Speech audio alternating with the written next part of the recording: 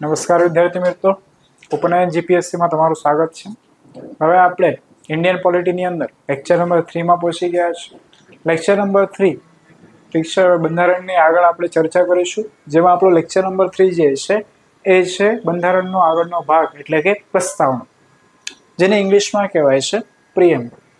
તો આની આપણે ચર્ચા કરવાની છે કે પ્રસ્તાવનામાં કઈ કઈ બાબતો આવે છે, પ્રસ્તાવના છે શું, ઠીક છે, ક્યાંથી લેવામાં આવી છે, વિશ્વમાં એવો કયો દેશ છે કે જે સૌપ્રથમ પોતાના બંધારણમાં અથવા પોતાના બંધારણની શરૂઆત શાનાથી કરે છે? પ્રસ્તાવનાથી.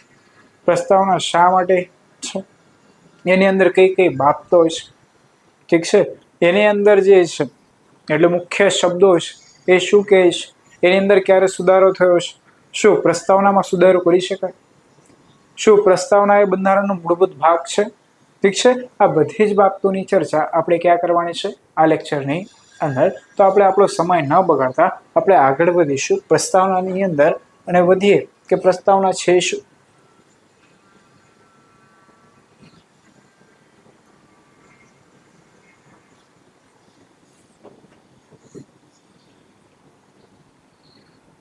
તો સૌપ્રથમ જોઈશું પ્રસ્તાવનાની માહિતી. શું કહેવા માંગે છે પ્રસ્તાવના? કે અમેરિકા જે દેશ છે, વિશ્વનો એવો પ્રથમ દેશ છે કે અમેરિકા એટલે કે એવો પ્રથમ દેશ છે કે જે પોતાના બંધારણની શરૂઆત શાનાથી કરે છે? પ્રસ્તાવનાથી કરે છે. તો વિશ્વમાં એવો એકમાત્ર દેશ છે કે જે પોતાનું બંધારણ, એકમાત્ર નથી એટલે કે પ્રથમ એવો દેશ છે કે પોતાના બંધારણની શરૂઆત શાનાથી કરી હતી? પ્રસ્તાવનાથી શરૂ કરી હતી. અને આનાથી જ પ્રેરણા લઈને ભારતે પણ પોતાના બંધારણની અંદર શાનો ઉમેરો કર્યો છે? પ્રસ્તાવનાનો ઉમેરો કર્યો છે. ભારત સહિત ઘણા દેશોએ આ પ્રથાને અનુસરી છે.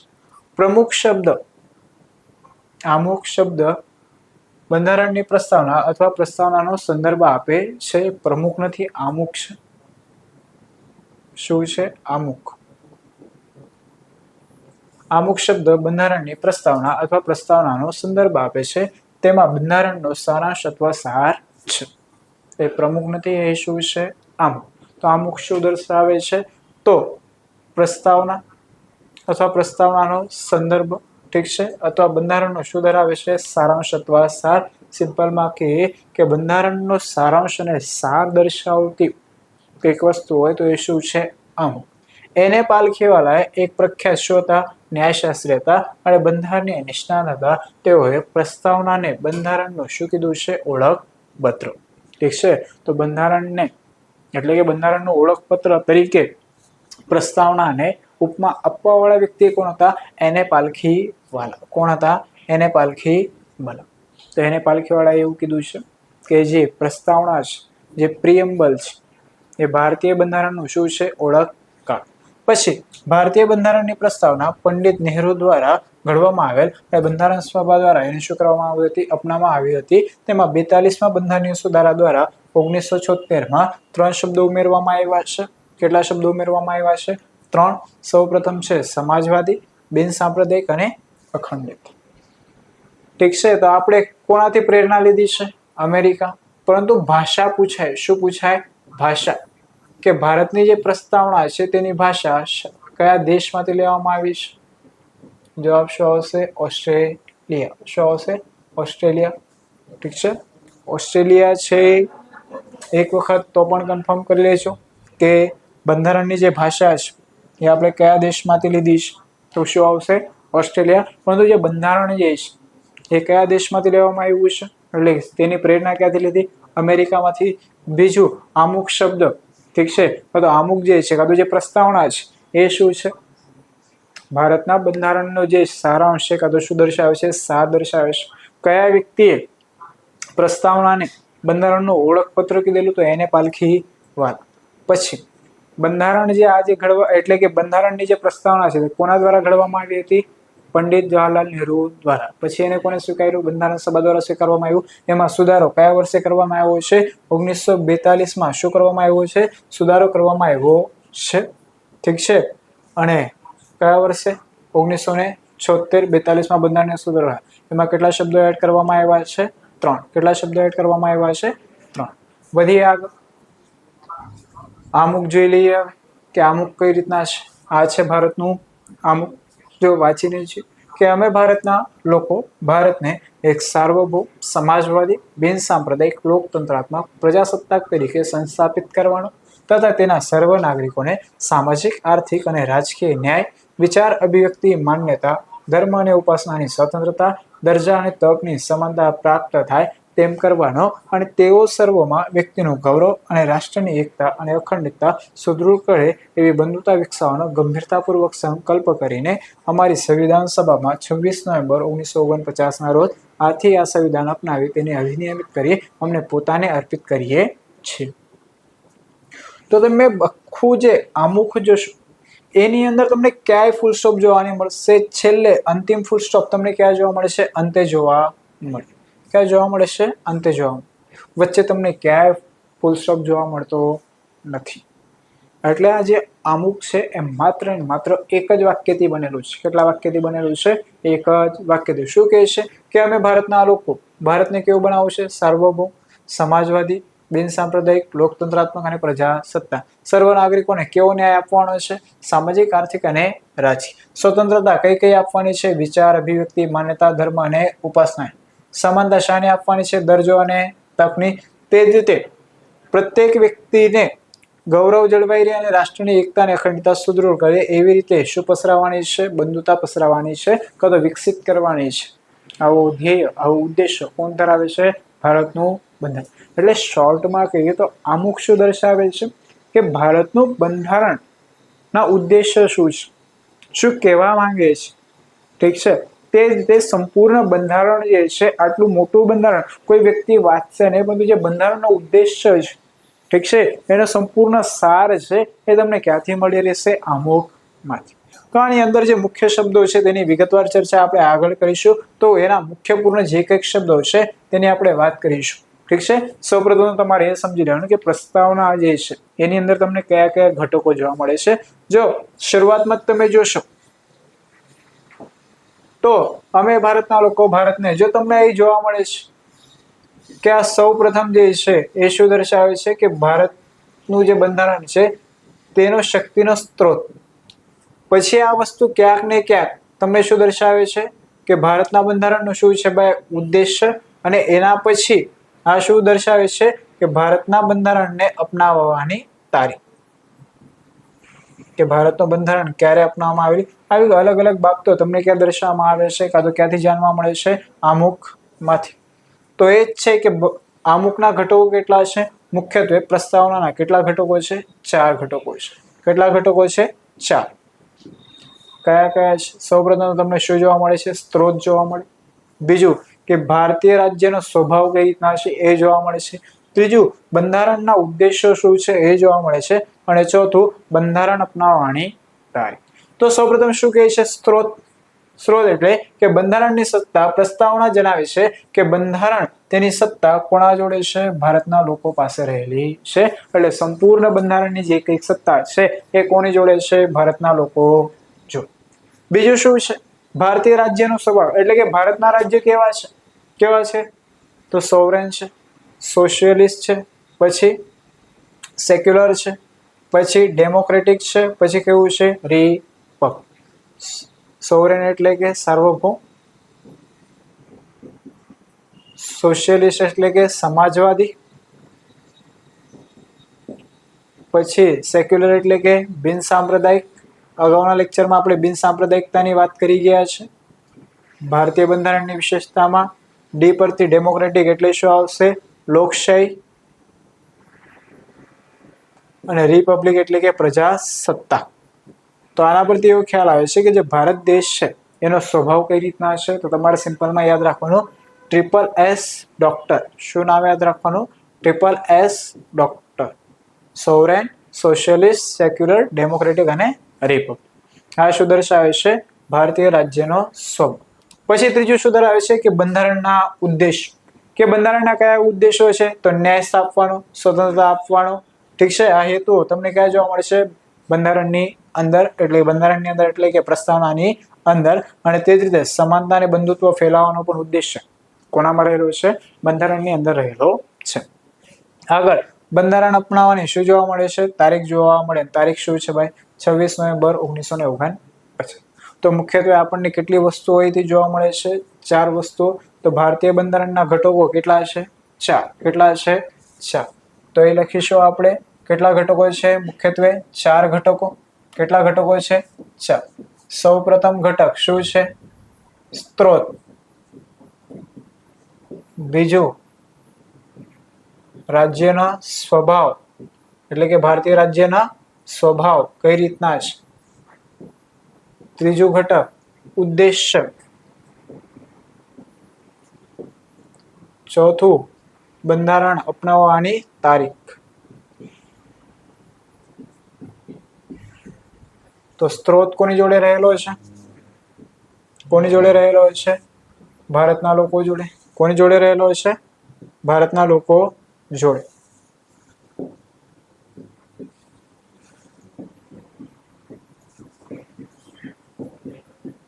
બીજું રાજ્યનો સ્વભાવ SSS ડોક્ટર. એટલે સૌ પ્રથમ એસ પરથી શું યાદ રાખવાનું છે તમારે? સાર્વભૌમ. બીજા એસ પરથી એટલે કે સોશિયલિસ્ટ એટલે કે સમાજવાદી. ત્રીજો એસ એટલે કે બિન સાંપ્રદાયિક એટલે કે સેક્યુલર. ડી પરથી ડેમોક્રેટિક એટલે કે લોકશાહી. આર એટલે કે રિપબ્લિક એટલે કે પ્રજાસત્તાક. એટલે આ ભારત રાજ્યનો શું છે? સ્વભાવ.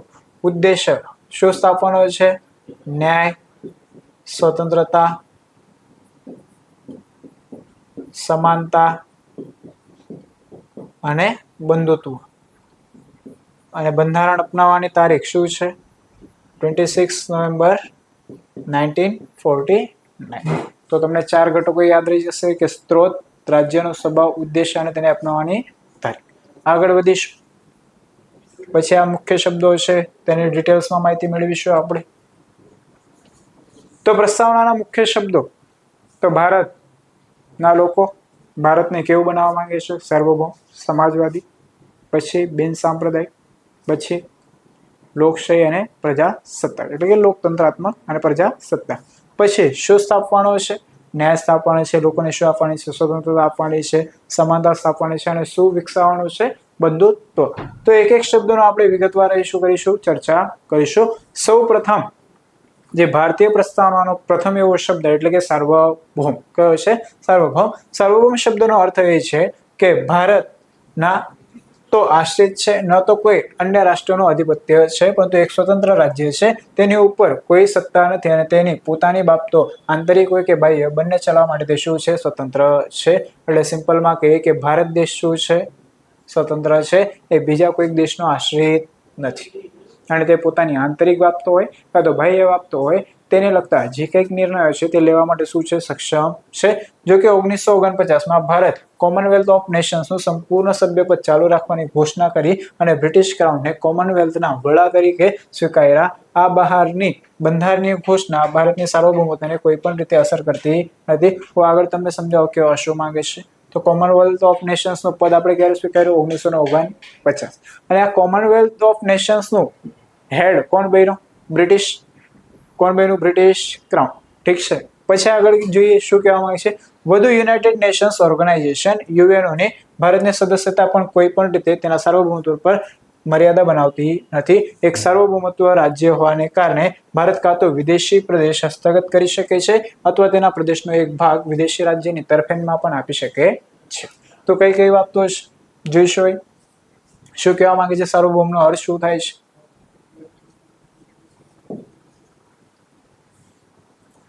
કયો શબ્દ છે મુખ્ય? હવે આ સાર્વભૌમ કયો શબ્દ છે?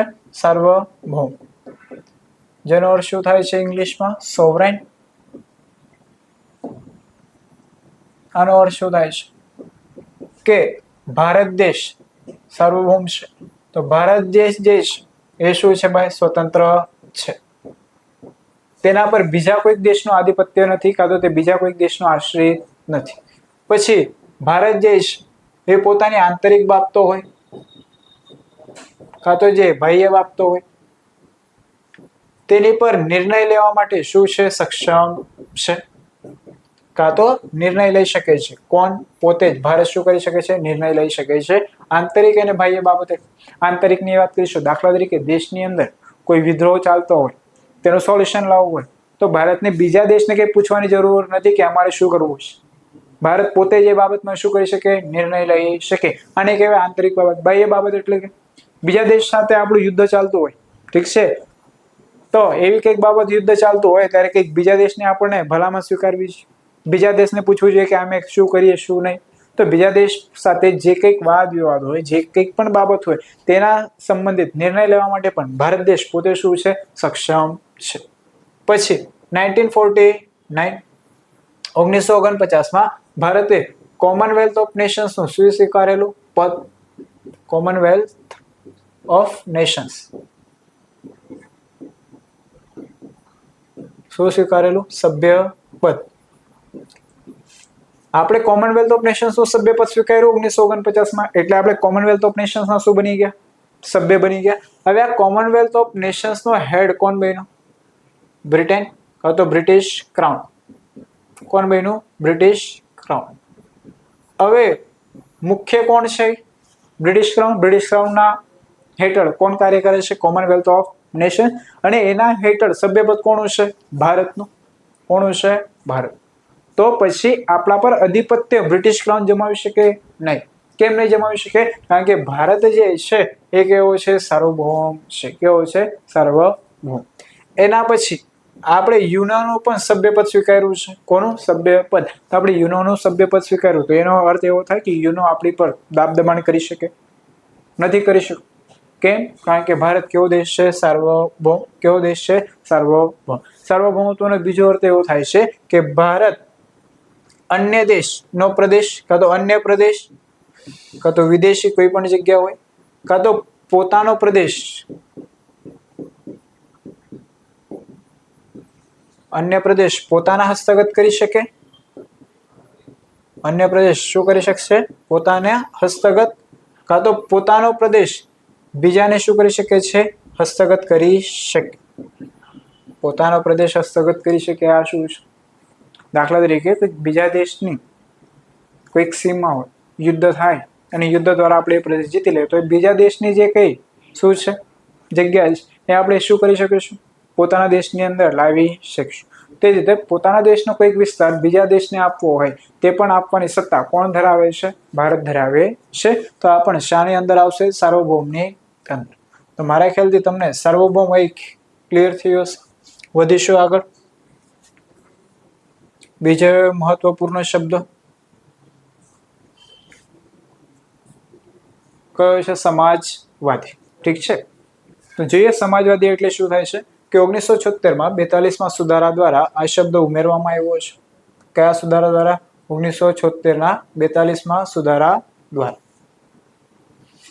આ શબ્દ ઉમેરવામાં આવે તે પહેલા જ બંધારણમાં રાજ્ય નીતિના ચોક્કસ નિર્દેશક સિદ્ધાંતોની અંદર આ શબ્દનો સમાવેશ હતો. બીજા શબ્દોમાં કહીએ તો બંધારણમાં અત્યાર સુધી જે સમાવિષ્ટ હતું તે હવે સ્પષ્ટ કરવામાં આવ્યું છે. વધુમાં કોંગ્રેસ પક્ષે પોતે 1955ની શરૂઆતમાં તેને અવાદી અધિવેશનમાં સોશિયલિસ્ટ પેટર્ન ઓફ સોસાયટી સ્થાપિત કરવાના ઠરાવ અપનાવ્યા હતા. તે મુજબ પગલાં લીધા હતા.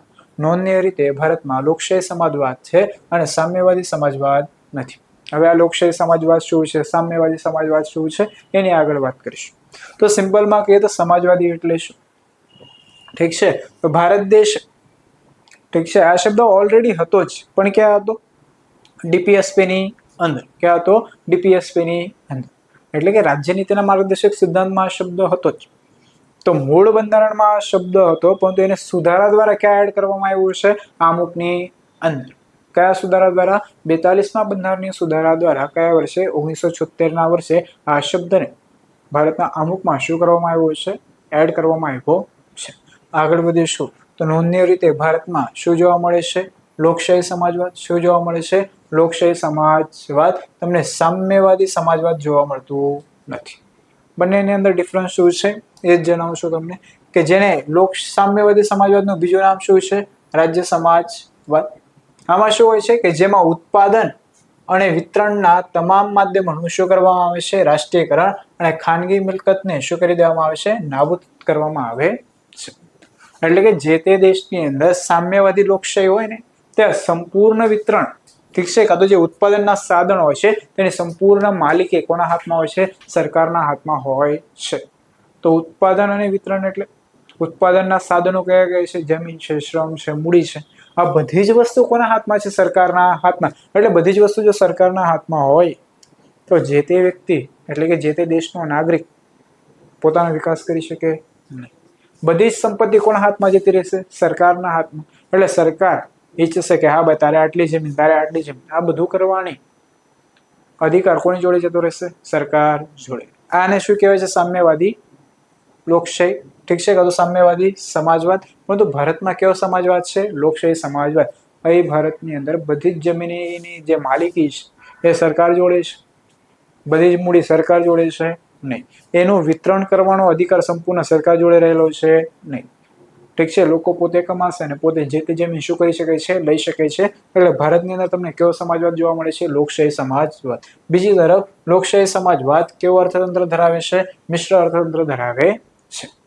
તો ભારતની અંદર કેવું અર્થતંત્ર છે? મિશ્ર અર્થતંત્ર, જે જાહેર અને ખાનગી બંને ક્ષેત્રોનું શું જોવા મળે છે? અસ્તિત્વ જોવા મળે. એટલે તમને પ્રાઇવેટ પણ જોવા મળશે અને ગવર્મેન્ટ પણ જોવા મળે. જોઈ શકો છો ને ઇન્ડિયામાં જોવા મળે કે નહીં? પેટ્રોલ પંપ્સ અમુક ગવર્મેન્ટ્સના પણ હશે અને પ્રાઇવેટ પણ હશે. તે સ્કૂલો ગવર્મેન્ટ પણ છે અને પ્રાઇવેટ પણ છે. એટલે જે દેશોની અંદર લોકશાહી સમાજવાદ હોય છે ત્યાં તમને કેવા પ્રકારનું અર્થતંત્ર જોવા મળે છે? મિશ્ર અર્થતંત્ર. મિશ્ર અર્થતંત્ર એટલે કે તમને પ્રાઇવેટ પણ જોવા મળે છે અને ગવર્મેન્ટ પણ જોવા મળે. આગળ વધીશું. બીજી બાજુ સુપ્રીમ કોર્ટે એવું કીધેલું કે લોકશાહી સમાજવાદનો ઉદ્દેશ્ય શું છે? કે ગરીબી, અજ્ઞાનતા, રોગ અને તકની અસમાનતાને ખતમ કરવાનો છે. તો લોકશાહી સમાજવાદનો ઉદ્દેશ્ય શું છે? ગરીબી દૂર કરવાનો છે, અજ્ઞાનતા દૂર કરવાની છે, રોગને દૂર કરવાનો છે અને છેલ્લે તકની જે અસમાનતા ઊભી થાય છે તેને પણ ખતમ કરવાનું ઉદ્દેશ્ય કોનો છે? લોકશાહી સમાજવાદ. સામ્યવાદી જે એટલે કે ભારતીય સમાજવાદ એ માર્ક્સવાદ અને ગાંધીવાદનું શું છે? મિશ્રણ છે. એટલે કે ભારતીય સમાજવાદ કેવું છે? લોકશાહી સમાજવાદ. અને આ લોકશાહી સમાજવાદ કાં તો ભારતીય સમાજવાદ એ માર્ક્સિઝમ અને ગાંધીવાદનું શું જોવા મળે છે? મિશ્રણ જોવા મળે. જે ગાંધીવાદી સમાજવાદ તરફ વધારે શું ધરાવે છે? ઝુકાવ ધરાવે છે. ઉદારીકરણ, ખાનગીકરણ અને વૈશ્વિકરણની નવી આર્થિક નીતિ 1991માં લાગુ કરવામાં આવેલી જે ભારતીય રાજ્યની જે સમાજવાદની ઓળખ છે તેને શું કરે છે? મંદ કરી દીધી છે. કેમ મંદ કરી દીધી છે? તમે ઇકોનોમિક્સમાં ભણશો કે આનું અસર કઈ રીતે થાય. એટલે કે LPG, લિબરલાઇઝેશન, પ્રાઇવેટાઇઝેશન એન્ડ ગ્લોબલાઇઝેશન. તો સમાજવાદી ખ્યાલ આવ્યો હશે. અગાઉથી બંધારણમાં હતો કે નહીં? મૂળ બંધારણમાં હતો. ક્યાં હતો? DPSP, રાજ્યનીતિના માર્ગદર્શક સિદ્ધાંતમાં. પરંતુ એને કયો સુધારો? 42માં બંધારણીય સુધારો 1976 દ્વારા કેવો ઉમેરવામાં આવ્યો? પ્રીએમ્બલની અંદર, ઠીક છે. પછી ભારતની અંદર કેવો સમાજવાદ છે? લોકશાહી સમાજવાદ છે કે સામ્યવાદી સમાજવાદ? લોકશાહી સમાજવાદ, ઠીક છે. આગળ વધીશું. અને જ્યાં તમને લોકશાહી સમાજવાદ જોવા મળે ત્યાં તમને અર્થતંત્ર કેવા પ્રકારનું જોવા મળે છે? મિશ્ર અર્થતંત્ર. પછી એક શબ્દ યાદ રાખજો કે કોંગ્રેસ દ્વારા કયા અધિવેશનમાં આને લાવવાનો એમ પ્રસ્તાવ રાખવામાં આવેલો? તો અવાદી અધિવેશન 1955. વધીશું આગળ. બિન સાંપ્રદાયિક, ત્રીજો મહત્વપૂર્ણ શબ્દ એટલે કે બિન સાંપ્રદાયિક. બિન સાંપ્રદાયિક હવે તો ખ્યાલ આવી જ ગયો હશે. અગાઉના લેક્ચરમાં આપણે વાત કરી ગયા છીએ કે બિન સાંપ્રદાયિક એટલે કોને કહેવાય. તો બિન સાંપ્રદાયિક, ભારત કેવો દેશ છે? બિન સાંપ્રદાયિક, કે જ્યાં કોઈ પણ એક જ ધર્મને માન્યતા આપવામાં આવશે નહીં. માન્યતા આપવામાં આવશે નહીં એટલે કે તેના વિકાસ માટે પ્રોત્સાહન આપવામાં આવશે નહીં. ભારત માટે બધા જ ધર્મો કેવા રહેશે? સરકાર રહેશે, ઠીક છે. જોઈએ કે આ બિન સાંપ્રદાયિક, જેને ઇંગ્લિશમાં શું કહેવાય છે? સેક્યુલર. શું કહેવાય છે? સેક્યુલર. તો સેક્યુલર શબ્દ, ઠીક છે, જોઈએ કે અગાઉથી બંધારણમાં હતો કે નહીં. સેક્યુલર શબ્દ 1976ના 42માં બંધારણીય સુધારા દ્વારા શું કરવામાં આવ્યો છે? ઉમેરવામાં આવ્યો હતો. જો કે સર્વોચ્ચ અદાલતે 1974માં કહ્યું હતું કે બંધારણમાં સેક્યુલર સ્ટેટ શબ્દનો સ્પષ્ટ ઉલ્લેખ ન હોવા છતાં તેમાં કોઈ શંકા નથી કે બંધારણ નિર્માતાઓ ઈચ્છતા કે આવા જ રાજ્યની શું કરવામાં આવે? સ્થાપના કરવામાં આવે. અને તે કલમ મુજબ 25 થી 28 એટલે કે આર્ટિકલ 25 to 28 જે ફંડામેન્ટલ રાઇટ્સમાં આવે છે તે શું દર્શાવે છે? ધર્મની સ્વતંત્રતાના મૂળભૂત અધિકારોને શું આપે છે? બાંહેધરી આપે છે. તેનો સમાવેશ ક્યાં કરવામાં આવ્યો છે? બંધારણની અંદર કરવામાં આવ્યો છે. જો આની વિગતવાર માહિતી જોતી હોય તો અગાઉનો જે લેક્ચર છે બંધારણની લાક્ષણિકતા તેમાં તમે જોઈ શકો છો. તેમાં આપણે ડિટેલ્સમાંની વાત કરી ગયા છે. ભારતીય બંધારણ બિન સાંપ્રદાયિકતાના સકારાત્મક ખ્યાલને મૂર્તિમંત કરે છે કે એટલે આપણા દેશમાં તમામ ધર્મોને કઈ રીતે દરજ્જો આપવામાં આવે છે, સમાન રીતે દરજ્જો આપવામાં આવે છે અને રાજ્ય તરફથી પણ શું મળે છે, સમર્થન ધરાવે છે. અને આપણે વાત કરી ગયા છે, ખાલી તમારે એ યાદ રાખવાનું છે કે સેક્યુલર શબ્દ કયા સુધારા દ્વારા, 42માં સુધારા દ્વારા 1976માં શું કરવામાં આવ્યો છે, ઉમેરવામાં આવ્યો છે. તો અગાઉથી મૂળ બંધારણમાં તો નહીં, પરંતુ સુપ્રીમ કોર્ટે 1974માં કીધેલું કે ભારતનું બંધારણ જે છે એમાં ભલે સેક્યુલર શબ્દ નથી, છતાં પણ એનો જે ઉદ્દેશ્ય છે એ કેવા પ્રકારનો છે કે સેક્યુલર સ્ટેટ સ્થાપવાનો છે. આવો ખ્યાલ ક્યાંથી ખ્યાલ આવે છે, તો આર્ટિકલ 25 to 28 એના પરથી આવો કંઈક ખ્યાલ જોવા મળે છે. આગળ વધીશું. ચોથો એવો શબ્દ એટલે કે ડેમોક્રેટિક. શું છે? ડેમોક્રેટિક. શું છે ડેમોક્રેટિક? એટલે કે લોકતંત્ર. ઠીક છે. તો એક લોકશાહી રાજનીતિ જે પ્રસ્તાવનામાં નિર્ધારિત છે તે લોકપ્રિય સાર્વભૌમત્વના સિદ્ધાંત પર આધારિત છે. એટલે કે લોકોને સર્વપ્રિય હોય તો એ કેવી રાજનીતિ છે? લોકશાહી રાજનીતિ. કઈ રાજનીતિ છે? લોકશાહી રાજનીતિ. એટલે કે લોકો દ્વારા સર્વોચ્ચ સત્તાનો શું હોય છે? કબજો હોય છે. તો લોકશાહી રાજનીતિ એટલે કે ત્યાં સૌથી મોટી સત્તા જો કોઈ હોય તો કોણ છે? લોકો. એટલે એ કીધું છે કે લોકો દ્વારા કેવી સત્તા? સર્વોચ્ચ સત્તાનો શું હશે? કબજો હશે. એટલે અંતિમ સત્તા કોના હાથમાં રહેશે? લોકોના હાથમાં. લોકશાહી કેટલા પ્રકારની હોય છે? બે પ્રકારની, પ્રત્યક્ષ અને પરોક્ષ. કેટલા પ્રકારની હોય છે? બે પ્રકારની, પ્રત્યક્ષ અને પરોક્ષ. પ્રત્યક્ષ લોકશાહીમાં લોકો તેમની સર્વોચ્ચ સત્તાનો સીધો ઉપયોગ કરે છે, જેમ કે સ્વિટ્ઝરલેન્ડમાં થાય છે.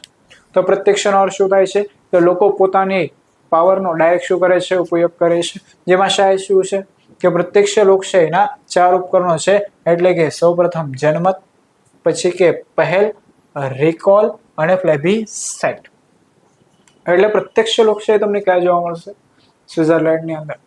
એની અંદર કેટલા ઉપકરણો હોય છે? 4 ઉપકરણ. સૌપ્રથમ જનમત એટલે કે વોટિંગ, આપણા ત્યાં પણ છે. બીજું પહેલ. હવે ભારતમાં કોઈક સુધારો કરવો હોય, કોઈક બિલ પાસ કરવો હોય તો ક્યાં રજૂ કરવામાં આવશે? ક્યાં રજૂ કરવામાં આવશે? ગૃહની અંદર.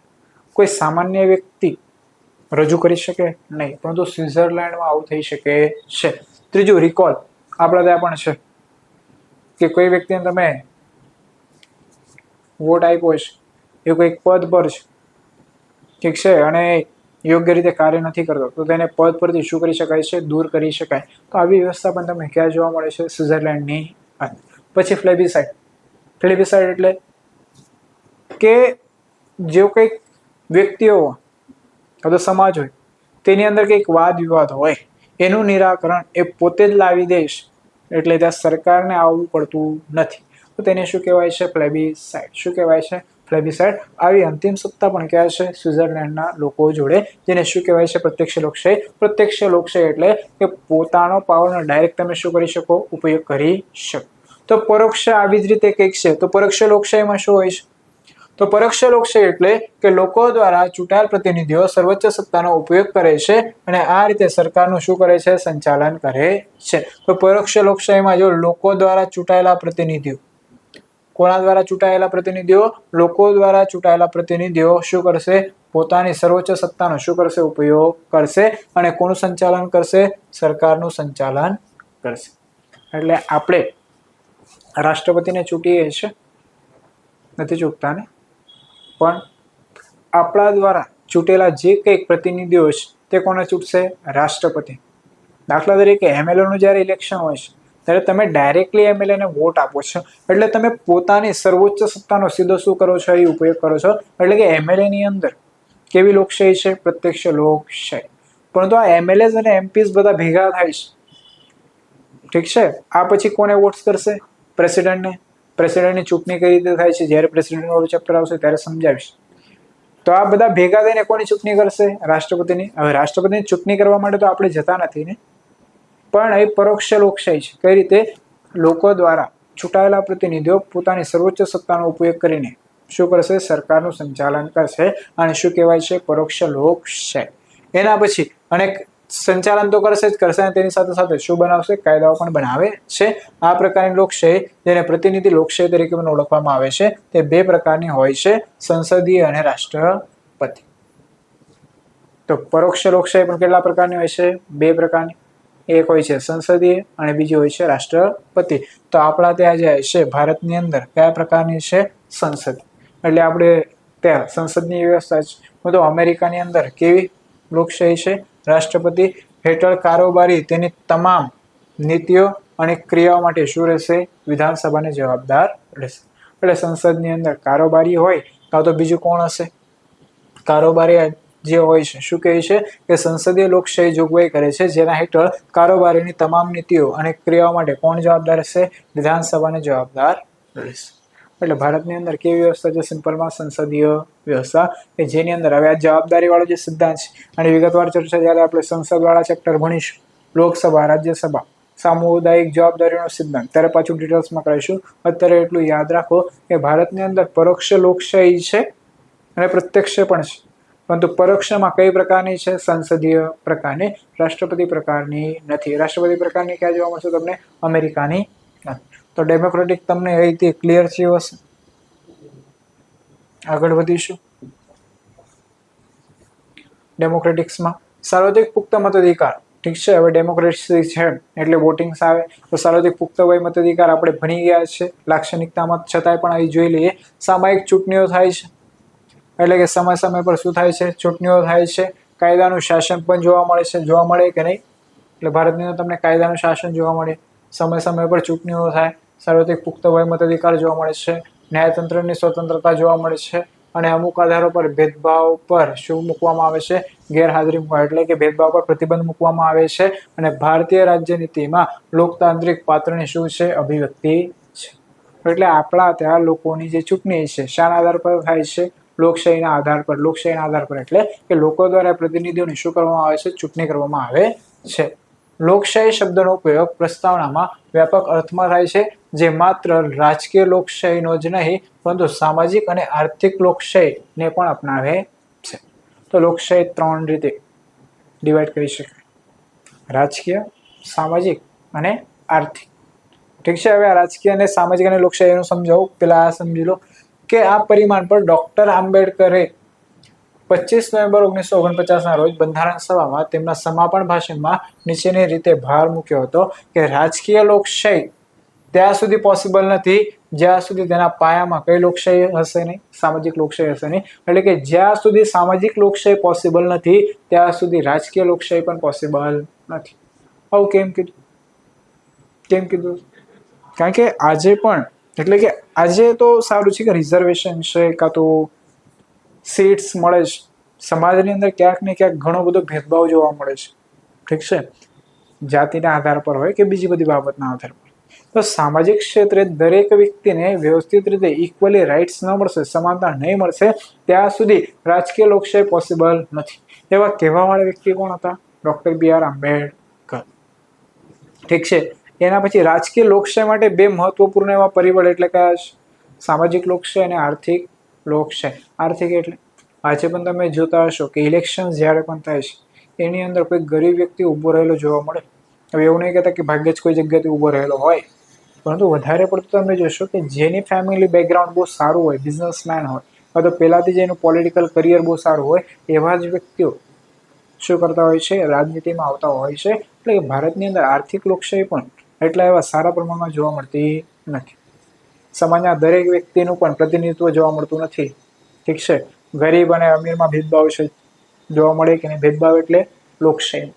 જ્યારે પણ ચૂંટણી થાય છે ગરીબ વ્યક્તિ ઊભો રહે છે ખરી? નથી રહેતો. કેમ નથી રહેતો? તમને પણ ખ્યાલ છે. એની જોડે પૈસા હોય ખરી? નથી હોતો. તો પૈસા કોની જોડે હોય છે? જે પૈસાદાર છે એ શું લડે છે? ઇલેક્શન. એટલે સમાજનો પ્રતિષ્ઠિત વર્ગ જ શું કરશે? ઇલેક્શન લડશે. એટલે આર્થિક લોકશાહી તો નથી જ નથી. સામાજિક લોકશાહી થશે નહીં. સામાજિક લોકશાહી નહીં રહેશે તો રાજકીય લોકશાહી પોસિબલ છે નથી. આવું કહેવાવાળા વ્યક્તિ કોણ હતા? Doctor B R Ambedkar. સામાજિક લોકશાહીનો અર્થ શું છે? અર્થ એ છે કે જીવનનો એક માર્ગ છે જે સ્વતંત્રતા, સમાનતા અને બંધુત્વને શું આપે છે? માન્યતા આપે. તો સામાજિક લોકશાહીનો અર્થ શું થાય છે ભાઈ? કે જે સ્વતંત્રતાને માન્યતા આપે, સમાનતાને માન્યતા આપે અને બંધુત્વને માન્યતા આપે. તો તમે ક્યાંક ને ક્યાંક સમાનતા જોવા મળતી નથી. ગરીબ કોઈ દિવસ ઇલેક્શન લડતો નથી. ઇલેક્શન કોણ લડે છે? અમે. ઠીક છે, આગળ વધીશું. તો સ્વતંત્રતા, સમાનતા, બંધુત્વ આ ત્રણેય વસ્તુ કોની માટે જરૂરી છે ભાઈ? એટલે આપણે ત્રિગુણી કહીએ ને, ટ્રિનિટી, ઇંગ્લિશમાં આને કહેવાય છે ટ્રિનિટી. તો રાજકીય લોકશાહી પોસિબલ થવા માટે આ ટ્રિનિટી શું છે ભાઈ? ઘણી બધી જરૂરી છે. અને સર્વોચ્ચ અદાલતે 1997માં અવલોકન કર્યું કે ભારત પ્રજાસત્તાકની સામાજિક અને આર્થિક લોકશાહીમાં દરેક નાગરિકના સામાજિક, આર્થિક અને રાજકીય ન્યાય પ્રદાન કરે અને સમાનતાવાદી સામાજિક વ્યવસ્થા સ્થાપિત કરવાની શું છે? બંધારણની કલ્પના છે. એટલે સિમ્પલમાં એવું કહી શકાય કે ભારતની અંદર સામાજિક રીતે વ્યવસ્થિત લોકશાહી સ્થાપિત થાય તેવો કરવાનો ઉદ્દેશ્ય કોનો છે? બંધારણનો છે. એવું કોઈ કીધેલું? સુપ્રીમ કોર્ટે પણ કીધું હતું. સર્વોચ્ચ અદાલતે 1997માં અવલોકન કર્યું કે ભારત પ્રજાસત્તાકની સામાજિક અને આર્થિક લોકશાહીમાં દરેક નાગરિકના સામાજિક, આર્થિક અને રાજકીય ન્યાય પ્રદાન કરતી સમાનતાવાદી સામાજિક વ્યવસ્થા સ્થાપિત કરવાનો શું જોવા મળે છે? ઉદ્દેશ્ય જોવા મળે છે. તો તમને અહીં ખ્યાલ આવ્યો હશે. આગળ વધીશું. પ્રજાસત્તાક, ઠીક છે. તો પાંચમો મહત્વપૂર્ણ શબ્દ એટલે શું છે ભાઈ? પ્રજાસત્તાક. શું છે? પ્રજાસત્તાક. તો લોકશાહી રાજનીતિ બે શ્રેણીઓમાં વર્ગીકૃત કરી શકાય છે, ઠીક છે. લોકશાહી રાજનીતિ કેટલામાં વર્ગીકૃત કરી શકાય છે? બે શ્રેણીમાં વર્ગીકૃત કરી શકાય છે. લોકશાહી ત્રણ પ્રકારની હતી, જોઈ ગયા? કઈ કઈ હતી? એક તો રાજકીય લોકશાહી ક્યારે પોસિબલ છે? જ્યાં સુધી સામાજિક લોકશાહી પોસિબલ નથી અને આર્થિક લોકશાહી પોસિબલ નથી, ઠીક છે. તો આ જે લોકશાહી છે તેની પણ કેટલા શ્રેણીમાં વર્ગીકૃત કરી શકાય? બે શ્રેણી. એટલે કઈ કઈ? રાજાશાહી અને પ્રજાસત્તાક, ઠીક છે. એટલે રાજાશાહી તમને લોકશાહી ક્યાં જોવા મળે છે? બ્રિટનમાં જોવા મળે. પ્રજાસત્તાક ક્યાં જોવા મળશે? ભારતની અંદર. જોઈએ, રાજાશાહીમાં રાજ્યના વડા જે હોય છે તે સામાન્ય રીતે રાજા અથવા કોણ રહેશે? રાણી. અને તે પદ કેવો હોય છે? વારસાગત. તો બ્રિટનની અંદર કઈ લોકશાહી છે? રાજાશાહી લોકશાહી છે. કેમ? કારણ કે ત્યાંનો જે વડો છે એટલે હેડ છે એ કોણ છે? રાજા કાં તો રાણી? રાણી જ છે, ઠીક છે. અને તે રીતે આ પદ કેવું હોય છે? વારસાગત. એટલે કે તે ઉત્તરાધિકાર દ્વારા ઓફિસમાં આવે છે. ઉદાહરણ તરીકે બ્રિટન. બીજી તરફ રાજ્યના વડા હંમેશા પ્રજાસત્તાકમાં પ્રત્યક્ષ રીતે અથવા આડકતરી રીતે શું થાય છે? ચૂંટાય છે. બીજી તરફ એટલે કે રાજ્યનો જે વડા હોય છે હંમેશા પ્રજાસત્તાકમાં કેવી રીતે ચૂંટાય છે? પ્રત્યક્ષ રીતે અથવા આડકતરી રીતે શું છે? ચૂંટાય છે. નિશ્ચિત સમયગાળો પણ હોય છે. દાખલા તરીકે યુએસએ. તેથી અમારી પ્રસ્તાવનામાં પ્રજાસત્તાક શબ્દ સૂચવે છે કે ભારતમાં એક ચૂંટાયેલ વડા છે જેને રાષ્ટ્રપતિ કહેવાય છે. તે 5 વર્ષના નિશ્ચિત સમયગાળા માટે પરોક્ષ રીતે ચૂંટાય છે. તો આપણે બે રીતે વાત કરતા હતા. રાજાશાહી તમને ક્યાં જોવા મળશે? યુએસની અંદર. પ્રજાસત્તાક તમને ક્યાં જોવા મળશે? ભારતની અંદર. ભારતની અંદર સત્તા કોની છે? પ્રજા, ઠીક છે. પરંતુ તમે બ્રિટનમાં જશો ત્યારે રાજાશાહી લોકશાહી છે એટલે ત્યાંનો જે વડો છે એ કોના દ્વારા ચૂંટાય છે? ત્યાંના લોકો દ્વારા, ઠીક છે. અને એ જે કઈ પદ છે એટલે કમ્પલસરી તમારે વોટ કોને આપવાનો હોય છે? તેમને જ આપવાનો હોય છે. ભલે ત્યાં લોકશાહી છે પણ કેવા પ્રકારની છે? રાજાશાહી. પરંતુ ભારતમાં એવું છે પદ વારસાગત છે નથી. જે વ્યક્તિ ઉભેલો છે એને તમે ભલે પરોક્ષ રીતે ચૂંટો છો પરંતુ તમારા વોટિંગ્સ જેને આપ્યા છે, જે પ્રતિનિધિ છે તે પ્રતિનિધિ જ પરોક્ષ રીતે કોને ચૂંટશે? રાષ્ટ્રપતિ. ખ્યાલ આવે છે? તો બંનેમાં આ ડિફરન્સ છે. એટલે બ્રિટન અને ઇન્ડિયામાં બંને રીતે શું જોવા મળે છે? ડિફરન્સ જોવા મળે. અને તમને નિશ્ચિત સમયગાળો પણ જોવા મળશે ને. ભારતની અંદર રાષ્ટ્રપતિ પદ માટેનો સમયગાળો કેટલો છે? 5 વર્ષ. એટલે નિશ્ચિત સમયગાળો પણ તમને જોવા મળે. પ્રજાસત્તાકનો અર્થ વધુ બે વસ્તુઓનો પણ થાય છે કે એક રાજકીય સાર્વભૌમત્વ. કેવું સાર્વભૌમત્વ હોય છે? રાજકીય સાર્વભૌમત્વ લોકોમાં નિહિત છે અને રાજા જેવા એક વ્યક્તિમાં નહીં. એટલે સંપૂર્ણ રાજકીય સત્તા જે છે એ કોની જોડે રહેલી છે? લોકો જોડે. એકમાત્ર રાજાની જોડે રહેલી નથી, ઠીક છે.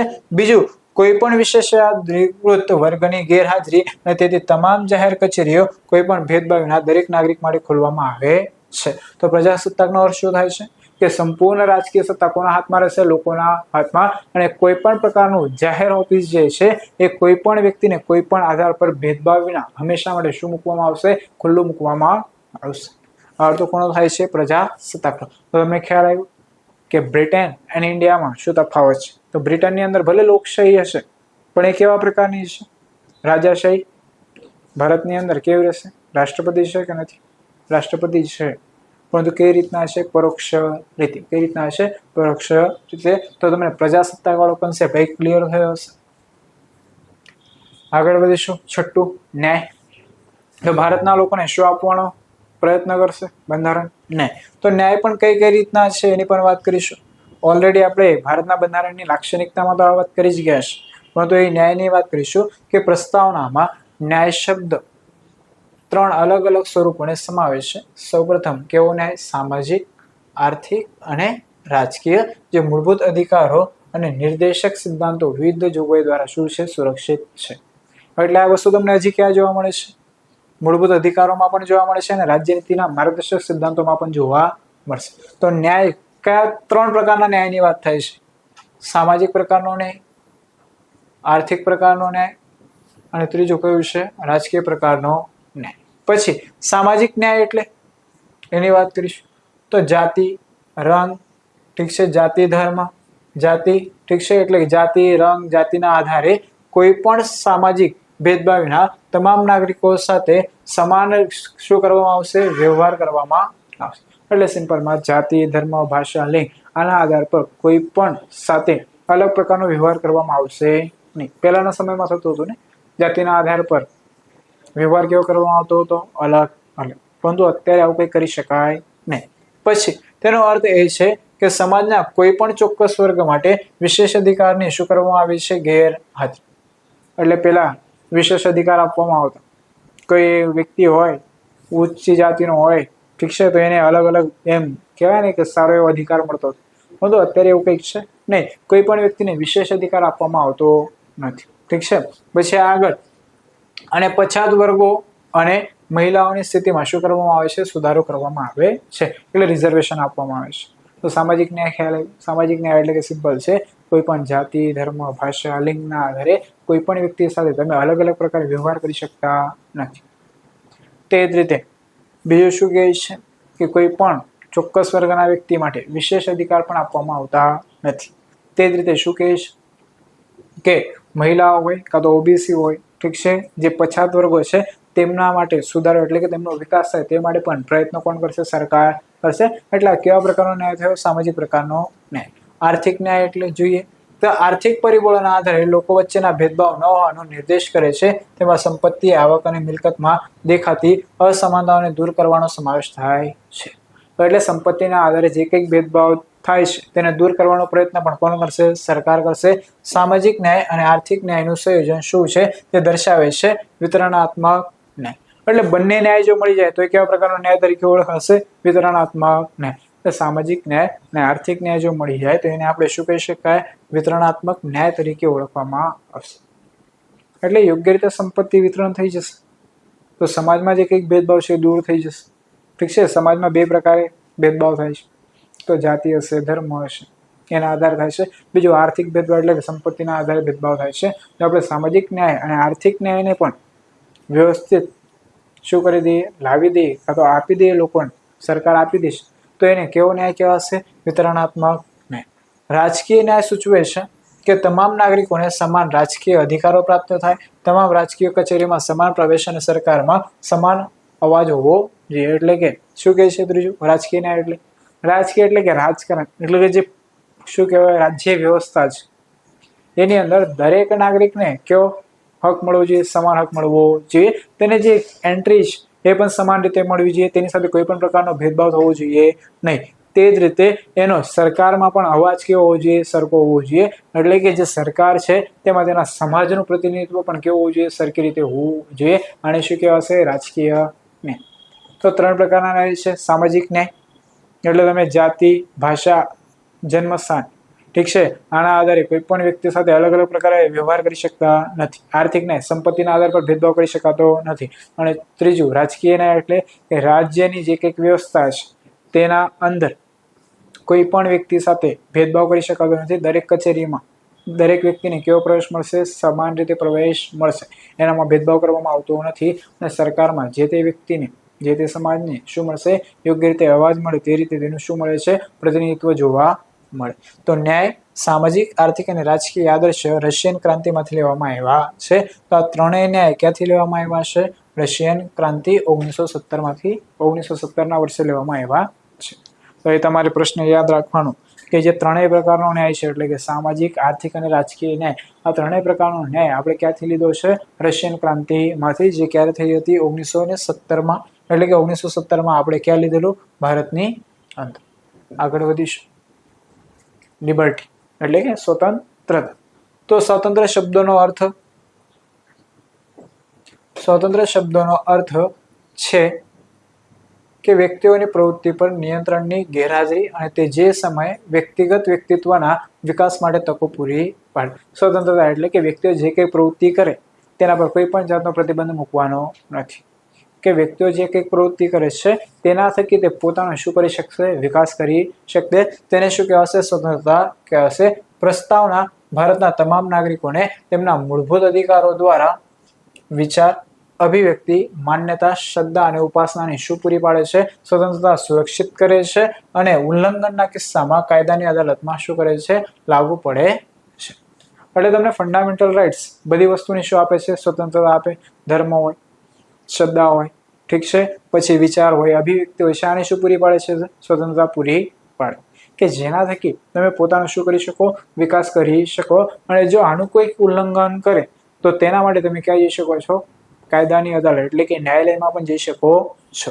ભારતીય લોકશાહી પ્રણાલીની સફળ કામગીરી માટે પ્રસ્તાવનામાં સ્પષ્ટપણે દર્શાવવામાં આવેલી સ્વતંત્રતા અત્યંત આવશ્યક છે. જો કે સ્વતંત્રતાનો અર્થ એ નથી જે ગમતું હોય તે કરવા માટેનું લાયસન્સ અને બંધારણમાં જ ઉલ્લેખિત મર્યાદાઓમાં તેનો આનંદ માનવો જોઈએ. તો શું પછી તમને અધિકાર આપી દીધા તો ગમે તેમ તેને યુઝ કરવા જોઈએ? નહીં. તો શું પછી તમારા ફંડામેન્ટલ રાઇટ્સ એટલે ગમે તે કરવાના શું છે? કાં તો સ્વતંત્રતા એટલે ગમે તે કરવાની શું છે? તમારી જોડે લાયસન્સ છે? નથી.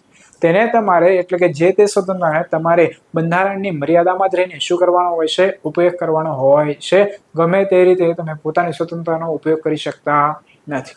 આગળ વાત કરીશું. સંક્ષિપ્તમાં પ્રસ્તાવનામાં અથવા મૂળભૂત અધિકારો દ્વારા કલ્પના કરાયેલ સ્વતંત્રતા સંપૂર્ણ નથી પરંતુ લાયક છે. આપની પ્રસ્તાવનામાં સ્વતંત્રતા, સમાનતા અને બંધુત્વના આદર્શો ફ્રેન્ચ ક્રાંતિમાંથી લેવામાં આવ્યા હતા. ઠીક છે. તો રશિયન ક્રાંતિમાંથી શું લેવામાં આવેલ? ન્યાય, સામાજિક, આર્થિક અને રાજકીય. પછી ફ્રેન્ચ ક્રાંતિમાંથી શું લેવામાં આવ્યું છે? સ્વતંત્રતા, સમાનતા અને બંધુત્વ. આ ત્રણેય વસ્તુ કહેવામાં શામાંથી લેવામાં આવી છે? ફ્રેન્ચ ક્રાંતિમાંથી. આગળ વધીશું.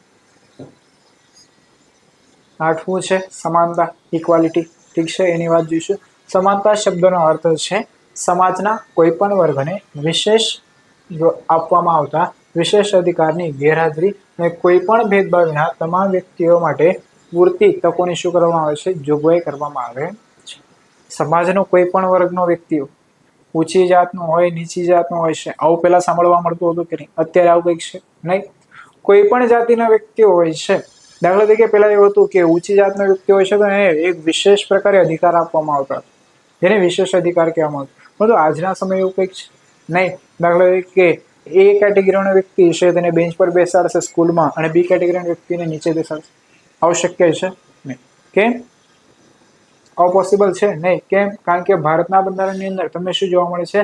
સમાનતા જોવા મળે. ઠીક છે. એટલે કે વિશેષ જે કંઈ અધિકાર છે તેને શું કરવાના ભાઈ? ગેરહાજર. અને દરેક વ્યક્તિને તકની પૂરતી જોગવાઈ મળે તેની પણ જોગવાઈ શાની અંદર કરવામાં આવે છે? ભારતના બંધારણની અંદર. પ્રસ્તાવના ભારતના તમામ નાગરિકોને દરજ્જો અને તકની સમાનતા સુરક્ષિત કરે છે. આ જોગવાઈ સમાનતાના 3 પરિમાણોને સમાવે છે: નાગરિક, રાજકીય અને આર્થિક. જોઈએ હવે જે કંઈક સમાનતા મળે છે નાગરિકોને કઈ કઈ પ્રકારની હશે? તો 3 પરિમાણોનો સમાવેશ છે. મૂળભૂત અધિકારો પર નીચેની જોગવાઈઓ નાગરિક સમાનતાને સુનિશ્ચિત કરે છે. એટલે આપણે શાના આધાર પર કહી શકીએ કે ભારતના બંધારણની અંદર તમને શું જોવા મળે છે? સમાનતા જોવા મળે. તો કાયદા સમક્ષ સમાનતા એટલે કે કાયદાની સામે દરેક વ્યક્તિ કેવો છે? સમાન.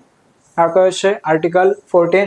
ધર્મ, જાતિ, લિંગ અથવા જન્મ સ્થળના આધારે ભેદભાવ પર શું કરવામાં આવે છે? પ્રતિબંધ. આર્ટિકલ 15. જાહેર રોજગારની બાબતોમાં તકની સમાનતા. આર્ટિકલ 16. અસ્પૃશ્યતા નાબૂદી. ઠીક છે. એબોલિશન ઓફ અનટચેબિલિટી. આર્ટિકલ 17. શિક્ષકોની નાબૂદી. એબોલિશન ઓફ ટાઇટલ. આર્ટિકલ 18. બંધારણમાં 2 જોગવાઈ એ પણ છે માંગે છે કે રાજકીય સમાનતા પ્રાપ્ત કરો. એટલે આ બંધારણની જે જોગવાઈ છે આપણે ઓલરેડી જોઈ ગયા કે રાજકીય સમાનતા પણ શું થવી જોઈએ, પ્રાપ્ત થવી જોઈએ. એટલે કે રાજકીય બાબતોમાં દરેક વ્યક્તિને શું મળવી જોઈએ, સમાનતા મળવી જોઈએ. તે મુજબની જોગવાઈ પણ ક્યાં જોવા મળે છે, બંધારણની અંદર. તો મુખ્યત્વે જે સમાનતા છે કયા અનુચ્છેદ તે આપણને ખ્યાલ આવે છે, અનુચ્છેદ 14, અનુચ્છેદ 15, અનુચ્છેદ 16, અનુચ્છેદ 17 અને અનુચ્છેદ 18. આ મુખ્યત્વે સમાનતાનો અધિકાર દર્શાવે છે. આર્ટિકલ 14 થી માંડીને ક્યાં સુધી, 18 સુધી. Article 14 to 18. પછી એક કોઈ પણ વ્યક્તિને ધર્મના આધારે મતદાર યાદીમાં સામેલ કરવા માટે અયોગ્ય જાહેર કરવામાં આવશે નહીં. જાતિ અથવા લિંગ દ્વારા પણ એને શું ન કરી શકાય છે,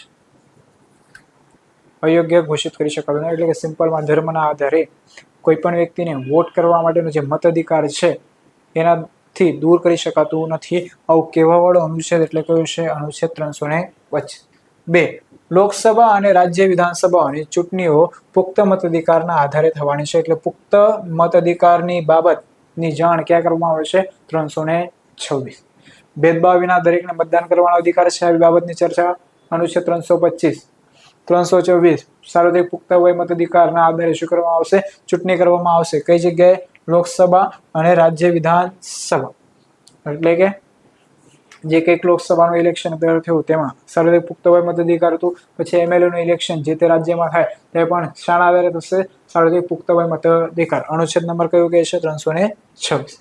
બીજી રાજ્ય નીતિના માર્ગદર્શક સિદ્ધાંતો કલમ 39 એટલે કે અનુચ્છેદ 39 પુરુષો અને સ્ત્રીઓની આજીવિકાના પર્યાપ્ત સાધન અને સમાન કામ માટે સમાન વેતનના સમાન અધિકાર શું કરે છે, સુરક્ષિત કરે છે. તો તમે સમાનતા છે ભારતના બંધારણ એટલે કે ભારતનું બંધારણ સમાનતા સુનિશ્ચિત કરે છે. આવી બાબતની જાણ કયા કયા આર્ટિકલ્સથી થાય છે, તો આર્ટિકલ 14 થી માંડીને 18 સુધી. આર્ટિકલ 14, 15, 16, 17 અને 18. પછી હજી કઈ જગ્યાએથી 325, 326 જે વોટિંગ્સ માટેની વાત કરે છે. પછી હજી ક્યાંથી જોવાનું, રાજ્ય નીતિના માર્ગદર્શક સિદ્ધાંત અનુચ્છેદ નંબર 39. ત્યાંથી પણ આપણને શું પ્રતીત થાય છે, સમાનતા પ્રતીત થાય છે. તો તમને સમાનતા વાળો કોન્સેપ્ટ ક્લિયર થશે. આ બધી બાબતની ચર્ચા આપણે આગળ હજી ડિટેલ્સમાં કરીશું જ્યારે ફંડામેન્ટલ રાઇટ્સ ચાલશે ત્યારે. પછી આવશે બંધુત્વ. બંધુત્વ એટલે કે ભાઈચારાની ભાવના. બંધુત્વ એટલે સિમ્પલમાં શું કહીશું આપણે, ભાઈચારાની ભાવના. એટલે લોકો વચ્ચે ભાઈચારાની ભાવના હોવી જોઈએ. પછી બંધારણ એકલ નાગરિકતાની વ્યવસ્થા દ્વારા બંધુત્વની આ લાગણીઓને પ્રોત્સાહન આપે છે. તો મુખ્ય રીઝન એ જ છે કે એકલ નાગરિકતા કેમ રાખવામાં આવે છે. દાખલા તરીકે આપણે ભારતમાં રહીએ છીએ ત્યારે આપણને કદાચ એવું થાય છે, ગુજરાતમાં રહીએ ત્યારે ગુજરાતી ઠીક છે ઘણા બધા ભેગા થયા છે, પરંતુ જ્યારે આઉટ ઓફ કન્ટ્રીમાં તમે જશો અને જ્યારે ગુજરાતીઓ અને બીજો કોઈક વ્યક્તિ મળે, દાખલા તરીકે અમેરિકામાં ઘણા બધા ઓછા ઇન્ડિયન્સ હોય અને બીજો ઇન્ડિયન્સ મળે તો તમને એક લાગણી ફીલ થાય કે હા આ પણ શું છે, ભારતીય છે. તો એ બંધુત્વની ભાવના પણ ક્યાં હોવી જોઈએ, ભારતની અંદર. જે બંધુત્વની ભાવના તમને ક્યારે જણાય છે, જ્યારે બીજા કોઈક દેશમાં હો ત્યારે ઠીક છે, પરંતુ ભારતની અંદર પણ બંધુત્વની ભાવના પ્રગટે એના માટે જ સૌથી મહત્વપૂર્ણ એવો સિદ્ધાંત એટલે એકલ નાગરિકતાનો સિદ્ધાંત બંધારણના ઘડવૈયા દ્વારા શું કરવામાં આવ્યો છે, બંધારણની અંદર સમાવિષ્ટ કરવામાં આવ્યો છે કે જેના થકી લોકો વચ્ચે એક નાગરિકતા રહેશે એટલે સિંગલ સિટીઝનશીપ રહેશે કે જેના લીધે બધા જ વ્યક્તિઓ એકબીજાને ભારતીય સમજીને શું રાખશે, ભાઈચારાની ભાવના રાખશે. એ તો દરેકની અલગ અલગ રાજ્યની નાગરિકતા મળતા હોય તો દરેક વ્યક્તિ શું કરશે, અલગ અલગ દેશોની જેમ એકબીજાના દેશને ઉપર જણાવે છે તે રીતે અલગ અલગ રાજ્યના વ્યક્તિઓ એકબીજાને શું કરતા, અલગ અલગ રીતે અલગ અલગ દરજ્જા પર દર્શાવતા હોય, પરંતુ આવું કંઈ કરવામાં આવ્યું નથી. ઉપરાંત મૂળભૂત ફરજો છે કલમ 51 એ કહે છે કે ભારતના દરેક નાગરિકને ધાર્મિક, ભાષાકીય, પ્રાદેશિક અથવા વિભાગીય વિવિધતાઓને પાર કરીને ભારતના તમામ લોકોમાં સંવાદિતા અને સભાન ભાઈચારાની ભાવનાને પ્રોત્સાહન આપવાની ફરજ છે. એટલે કે મૂળભૂત ફરજ પણ એવું કહે છે કે ભારતના દરેક વ્યક્તિની એવી કંઈક મૂળભૂત ફરજ બને છે કે દરેક વ્યક્તિ એકબીજા વચ્ચે કઈ ભાવના ફેલાવશે, ભાઈચારાની ભાવના ફેલાવશે. પ્રસ્તાવના જાહેર કરે છે કે બંધુત્વે બે બાબતોની ખાતરી આપવી જોઈએ, વ્યક્તિનું ગૌરવ અને રાષ્ટ્રની એકતા અને અખંડિતતા. એટલે જે કંઈક બંધુત્વની ભાવના છે એ શાના આધારે કાં તો શું ખાતરી આપવી જોઈએ, તો વ્યક્તિનું ગૌરવ પણ જળવાઈ રહેવી જોઈએ અને રાષ્ટ્રની એકતા અને અખંડિતતા પણ શું રહેવી જોઈએ, જળવાઈ રહેવી જોઈએ. 42માં બંધારણીય સુધારો 1976 દ્વારા પ્રસ્તાવનામાં અખંડિતતા શબ્દ શું કરવામાં આવ્યો છે, ઉમેરવામાં આવ્યો છે.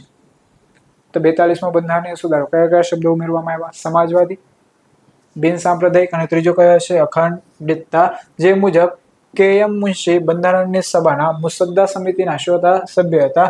તેઓ એવું કીધું હતું, વ્યક્તિની ગરિમા વાક્ય દર્શાવે છે કે બંધારણનું માત્ર ભૌતિક સુધારણા અને લોકતાંત્રિક ગોઠવણીને જાળવવાનું સુનિશ્ચિત કરતું નથી, પરંતુ એ પણ માન્યતા આપે છે કે દરેક વ્યક્તિનું શું છે વ્યક્તિત્વ છે.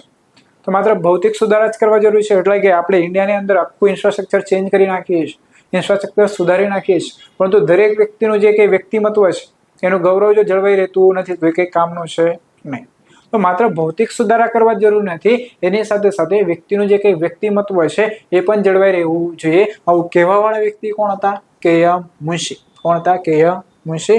પવિત્રતા આ મૂળભૂત અધિકારો અને રાજ્યનીતિના નિર્દેશક સિદ્ધાંતોની કેટલીક જોગવાઈ દ્વારા પ્રકાશિત થાય છે કે જે વ્યક્તિઓની ગરિમા સુનિશ્ચિત કરે છે. તો તમને આવી બધી જાણ રાજ્યનીતિના જે કંઈક માર્ગદર્શક સિદ્ધાંત છે તેમાં પણ જોવા મળશે કે વ્યક્તિનું વ્યક્તિત્વ, વ્યક્તિની ગરિમા પણ જળવાઈ રહે એવું બધું પણ ઉદ્દેશ, એવો બધો હેતુ પણ કોનો છે? ભારતના બંધારણનો છે. વધુમાં મૂળભૂત ફરજો એ એમ કહીને મહિલાઓના ગૌરવનું રક્ષણ કરે છે કે તે ભારતના દરેક નાગરિકની ફરજ છે કે તે મહિલાઓના ગૌરવને અપમાનજનક પ્રથાઓનો ત્યાગ કરે અને તે દરેક નાગરિકની ફરજ પણ બને છે. તે રીતે મૂળભૂત ફરજમાં એવું પણ કહેવામાં આવે છે કે તમારે દરેક સ્ત્રીનું શું કરવું જોઈએ? સન્માન કરવું જોઈએ. પણ એવી કંઈક પ્રથાઓ હોય કે જેના થકી સ્ત્રીનું અપમાન થતું હોય તો એવી પ્રથાઓનો શું કરવું જોઈએ? ત્યાગ કરવો જોઈએ. આવું આપણને ક્યાં જોવા મળે છે? મૂળભૂત ફરજની અંદર જોવા પણ મળે છે. ભારતની સાર્વભૌમત્વ, એકતા અને અખંડિતતા જાળવી રાખવા અને તેનું રક્ષણ કરવા રાષ્ટ્રની એકતા અને અખંડિતતા વાક્ય રાષ્ટ્રીય એકીકરણના મનોવૈજ્ઞાનિક અને પ્રાદેશિક બંને પરિમાણોને અપનાવે છે. એટલે ભારતના દરેક વ્યક્તિને રાષ્ટ્રની એકતા અને અખંડિતતા જળવાઈ રહે તે માટે શું કરવાના છે? કાર્ય કરવાના છે. એકતા એટલે કે ભારતને એક જ રાખવાનું છે, રાજ્યોને અલગ અલગ થવા દેવાનું નથી. અખંડિતતા એટલે કે ભારતના રાજ્યો જે છે એ કેવું છે? અખંડ છે. એટલે કે ભારતના રાજ્યો ભારતમાંથી છૂટા પડી શકતા નથી. આગળ જોઈશું. બંધારણની કલમ 1 એ સ્પષ્ટ કરવા માટે ભારતને રાજ્યોના સંઘ તરીકે વર્ણવે છે, કારણ કે રાજ્યોને સંઘમાંથી અલગ થવાનો કોઈ અધિકાર નથી, જે ભારતીય સંઘની અવિનાશી પ્રકૃતિને સૂચિત કરે છે. તેનો ઉદ્દેશ્ય સાંપ્રદાયિકતા, પ્રાદેશિકવાદ, જાતિવાદ, ભાષાવાદ, અલગતાવાદ વગેરે જેવા રાષ્ટ્રીય એકીકરણના આવતા અવરોધોને દૂર કરવાનો છે. સાંપ્રદાયિકતા છે, પ્રાદેશિકવાદ છે, જાતિવાદ છે, ભાષાવાદ છે, અલગાવાદ છે, એને દૂર કરવાનો પ્રયત્ન કયો શબ્દ કરે છે? રાજ્યનો સંઘ તરીકે વર્ણવે છે. એટલે કે સિમ્પલમાં રાજ્ય એ ભારતમાંથી છૂટા પડી શકતા નથી. ઠીક છે. જે રીતે અમેરિકામાંથી રાજ્ય શું થઈ શકે છે? છૂટા પડી શકે છે. આગળ વધીશું. તો એ આગળનો પ્રશ્ન બને છે કે પ્રસ્તાવનાનું મહત્વ શું છે? પ્રસ્તાવના શા માટે? આપણે અલગ અલગ શબ્દો તો સમજી ગયા, પ્રસ્તાવનાના અલગ અલગ જે મુખ્ય શબ્દો હતા 9 જેટલા એ તો સમજી ગયા, પરંતુ પ્રસ્તાવનાનું મહત્વ શું છે? તો પ્રસ્તાવના બંધારણના મૂળભૂત વિચારો અને મૂળભૂત મૂલ્યોને દર્શાવે છે. તો પ્રસ્તાવના શું દર્શાવે છે? સિમ્પલમાં કે બંધારણના જે વિચારો છે, ઠીક છે, બંધારણના જે મૂળભૂત વિચારો છે અને જે મૂલ્યો છે તેને દર્શાવે કોણ? પ્રસ્તાવના. આગળ રાજકીય, નૈતિક અને ધાર્મિક જેના પર બંધારણ આધારિત છે તે બંધારણ સભાની ભવ્ય અને ઉમદા દૃષ્ટિ ધરાવે છે અને બંધારણના સ્થાપક પિતાના સપના અને આકાંક્ષાને પ્રતિબિંબિત કરે છે. એટલે કે બંધારણ ઘડવૈયાના જે કંઈક વિચારો હતા એને દ્રષ્ટાંત આપવાનું કામ, એટલે કે સિમ્પલ શોર્ટમાં દર્શાવવાનું કામ કોણ કરે છે? પ્રસ્તાવના કરે છે. બંધારણ ઘડવામાં મહત્વની ભૂમિકા બજાવનાર બંધારણ સભાના સભ્ય સર અલ્લાદી કૃષ્ણ સ્વામી અય્યર, સર અલ્લાદી કૃષ્ણ સ્વામી અય્યરના શબ્દોમાં આપણા બંધારણની પ્રસ્તાવના એ વ્યક્ત કરે છે કે આપણે આટલા લાંબા સમય સુધી શું વિચાર્યું કે સપનું જોયું હતું. એટલે આ થોટ્સ તમારે યાદ રાખવાના છે. તે પછી કે.એમ. મુનશી એવું કહે છે કે બંધારણ સભાની મુસદ્દા સમિતિના જે સભ્ય હતા, પ્રસ્તાવના એ આપણા સાર્વભૌમ લોકશાહી પ્રજાસત્તાકની શું છે? કુંડળી છે. કે.એમ. મુનશી આવું કીધેલું. બંધારણ સભાના અન્ય સભ્ય જેમ કે પંડિત ઠાકુરદાસ ભાર્ગવે નીચેના શબ્દોમાં પ્રસ્તાવનાનો મહત્વનો સારાંશ આપ્યો હતો કે પ્રસ્તાવના એ બંધારણનો સૌથી કિંમતી ભાગ છે. તો પ્રસ્તાવનાનો સૌથી કિંમતી ભાગ એટલે શું છે ભાઈ? પ્રિએમ્બલ છે. અને તે બંધારણનો શું છે? આત્મા છે. આવું કોઈ કીધેલું? હજી પંડિત ઠાકુરદાસ ભાર્ગવે. તે બંધારણની શું છે? ચાવી છે. તે બંધારણમાં સુયોજિત રત્ન છે, યોગ્ય માપદંડ છે જેના વડે કોઈ પણ વ્યક્તિ બંધારણના મૂલ્યને માપી શકે છે. પછી પ્રતિષ્ઠિત અંગ્રેજી રાજકીય વૈજ્ઞાનિક સર એમ.એસ. બાર્કર, શું છે? Sir MS. બાર્કર. તે કીધેલું કે લેખકોના રાજકીય શાણપણ અને જળ અર્થી શ્રદ્ધાંજલિ આપી હતી.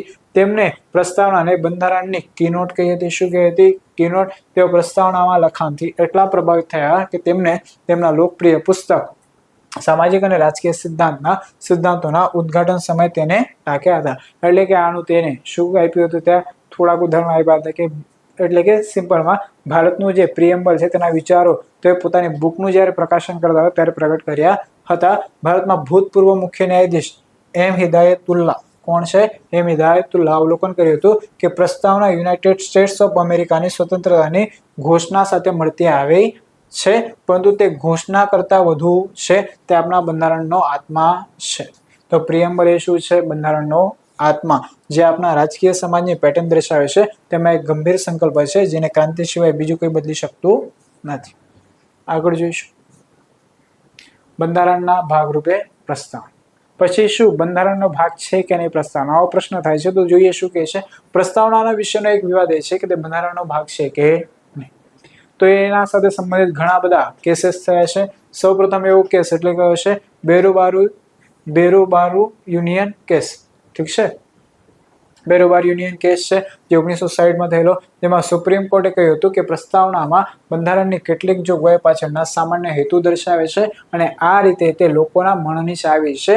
બંધારણના નિર્માતાઓ વધુમાં જ્યાં કોઈ પણ લેખમાં વપરાતા શબ્દો અસ્પષ્ટ અથવા એક કરતાં વધુ અર્થ માટે સક્ષમ હોય, અર્થઘટનમાં કેટલીક સહાય પ્રસ્તાવનામાં સમાવિષ્ટ ઉદ્દેશોમાંથી લેવામાં આવી શકે છે. એટલે કે જ્યારે પણ બંધારણનું અર્થઘટન કરવાનું હોય અને મુશ્કેલી જણાય ત્યારે એ અર્થઘટનને પૂરું પાડવા માટે આપણે શું લઈ શકીએ? પ્રસ્તાવનાને સમક્ષ મૂકી શકીએ અને જેના આધારે શું કરી શકીશું? અર્થઘટન કરી શકીશું. કારણ કે પ્રસ્તાવના એ શું દર્શાવે છે? ઉદ્દેશ્ય દર્શાવે છે અને જેના થકી એ બંધારણનું અર્થઘટન કરવાનું છે તેનું પણ આપણે શું મેળવી શકીશું? ઉદ્દેશ્ય મેળવી શકીશું. પ્રસ્તાવનાના મહત્વની આ માન્યતા હોવા છતાં સર્વોચ્ચ અદાલતે ખાસ અભિપ્રાય આપ્યો કે પ્રસ્તાવના બંધારણનો ભાગ નથી.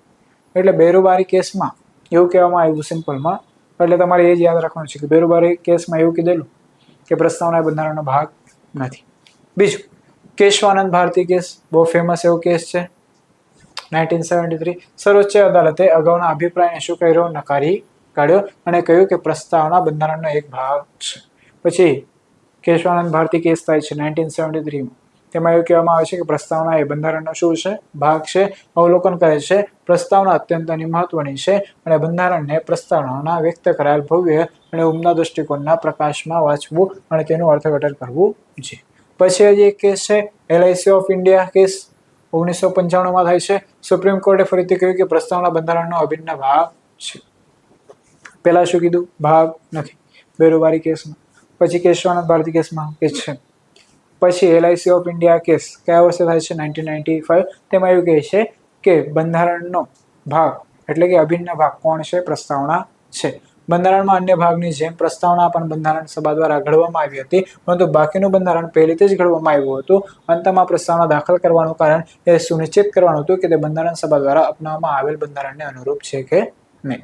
મત માટે પ્રસ્તાવના આગળ ધપાવતી વખતે બંધારણ સભાના પ્રમુખે કહ્યું, પ્રશ્ન એ છે કે પ્રસ્તાવનામાં બંધારણનો ભાગ છે, પછી પ્રસ્તાવનાને અપનાવવામાં આવ્યો, તેથી પ્રસ્તાવના બંધારણનો એક ભાગ છે. તેથી સર્વોચ્ચ અદાલત વર્તમાન અભિપ્રાય આના અભિપ્રાય સાથે સુસંગત છે. સિમ્પલ છે કે જ્યારે બંધારણ બનાવતા હતા ત્યારે પ્રસ્તાવના લેવામાં આવેલી નહીં, પરંતુ બંધારણ બની ગયા પછી બંધારણ સભા દ્વારા જ આને સ્વીકારીને શામાં એડ કરવામાં આવ્યો છે? બંધારણની અંદર.